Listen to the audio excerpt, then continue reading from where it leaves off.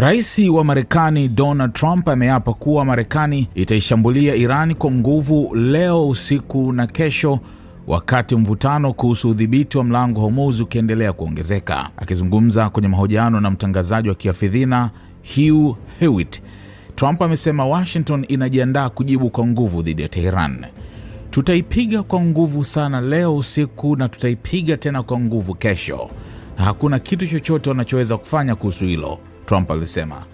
Hawana chochote zaidi ya midomo mikubwa. Trump pia alipuuza umuhimu wa makubaliano ya awali aliyosaini na Iran mwezi uliopita, ambayo alilenga kumaliza kabisa vita kati ya nchi hizo mbili. Alisema makubaliano hayo yalikuwa kama jaribio, huku akiishutumu Tehran kwa kushindwa kuyaheshimu. Hata hivyo, Iran nayo imekuwa ikiishutumu Marekani kwa kuvunja makubaliano hayo, ikidai kuwa yaliitambua haki ya Tehran kudhibiti mlango Hormuz na kuweka kanuni kwa meli zinazopita katika njia hiyo. Alipoulizwa kuhusu waandamanaji wanaopinga utawala wa Iran, Trump alionekana kuwaonya dhidi ya kurejea mitaani, akisema waandamanaji wasio na silaha hawawezi kuhimili vikosi vya utawala vinavyowakandamiza. Pia alikanusha madai kuwa makubaliano yake na Iran yamemdhoofisha waziri mkuu wa Israel Benjamin Netanyahu, akisisitiza kuwa uhusiano wao bado upo imara.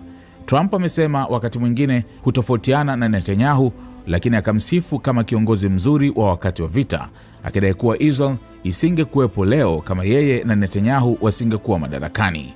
Alipoulizwa kama Israel inapaswa kuanzisha tena mapigano dhidi ya Hamas na Hezbollah, Trump alisema Marekani imepiga hatua kubwa katika juhudi za kuifanya Hamas isalimishe silaha.